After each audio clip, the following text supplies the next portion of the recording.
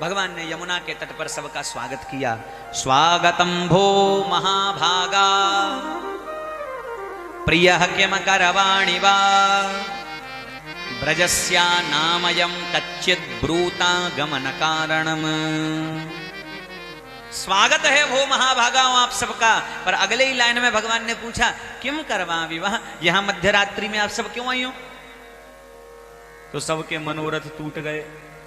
कोई आशा लेके आई थी ठाकुर जी के साथ ताता थैया करके नृत्य करूंगी, कोई आशा लेकर आई थी बिहारी जी को आज सारे दुखड़े सुना दूंगी, कोई आशा लेकर आई थी आज तो सांवरिया के दर्शन करूंगी, कोई आशा लेकर आई थी अपने हाथों से प्रसाद पवाऊंगी। पर भगवान ने पूछा क्यों आई हो?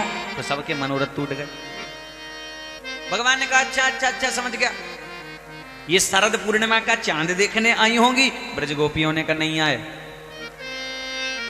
तो ये वृंदा के तुलसी के सुंदर सुंदर वृक्ष लगे हैं यमुना के तट पर, इनके दर्शनों के लिए आई होंगी। ब्रज गोपियों ने कहा नहीं आए। तो क्यों आई हो?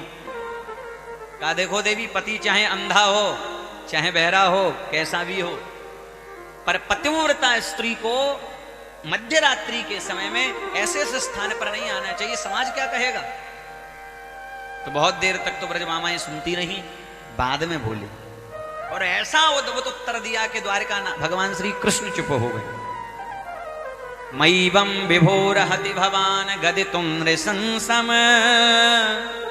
संत्यज्य सर्व विषयांस्तव पादमूलम् भक्ता भजस्व दुर्वग्रह मा त्यजास्मान् देवो यथादि पुरुषो भजते मुमुक्षुम्।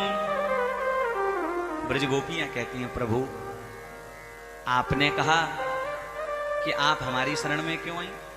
अरे आपने ही तो स्वयं कहा सारे जगत की शरण छोड़कर, सारे जगत की आशा छोड़कर मेरी शरण में चले।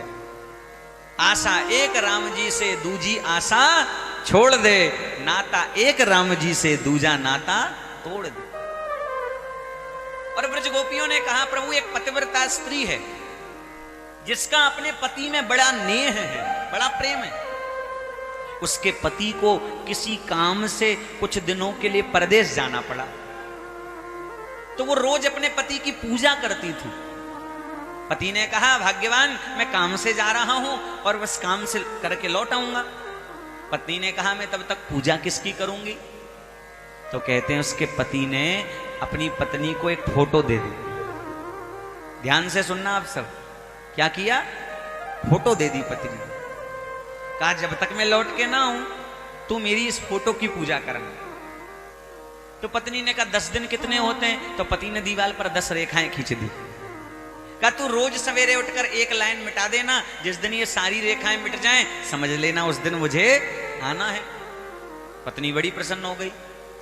पति गया परदेश, पत्नी पति की फोटो की पूजा कर रही है। एक दिन बीता, जो 10 दिन काम से गया था कहते हैं उसका 2 दिन में ही काम हो गया और तीसरे दिन वो लौट आया। अब पत्नी अपने पति की फोटो की पूजा कर रही है और असली पति दरवाजे पर खड़ा है और सांकर बजा रहा है कि द्वार खोलो। तो बताओ प्रभु उस पत्नी का क्या धर्म बनता है? अपने पति की फोटो की पूजा करती रहे या द्वार पर जो असली पति खड़ा है उसके लिए दरवाजा खोले? बताओ आप सब क्या करना चाहिए? दरवाजा खोलना चाहिए ना? नहीं कहे ठाड़े रही हो मैं पूजा कर रही हूं अभी, ऐसा तो नहीं कर सकती। रुक जाओ अभी मेरी पूजा चल रही है, 3 घंटे पूजा करूंगी, ऐसा तो नहीं होगा। जब असली पति आ गया है तो फिर फोटो की पूजा करने की क्या आवश्यकता? भगवान ने भी यही उत्तर दिया कि फोटो की पूजा तो तब तक जब तक असली पति नहीं आया, और जब असली पति आ गया तो फिर फोटो की पूजा करने की क्या जरूरत? ब्रज गोपियों ने कहा हे गोविंद हम भी यही कहना चाहते हैं।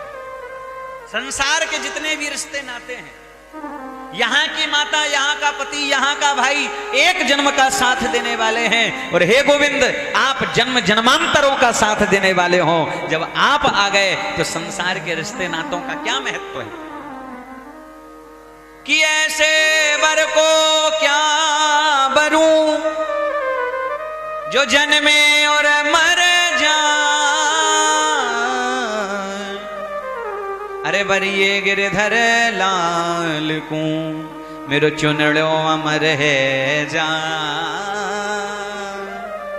मेरो चुनड़ो अमर है जा। हे गोविंद, संसार के रिश्ते नातों का महत्व तब तक है जब तक आप नहीं मिले, और जब आप मिल गए किसी को तो फिर इंसान भौतिक संसार के नातों का क्या महत्व। भगवान बड़े प्रसन्न हो गए ब्रजमामाओं के उत्तर को सुनकर। फिर तो क्या था, यमुना के तट पर दिव्य महारास का शुभारंभ हुआ।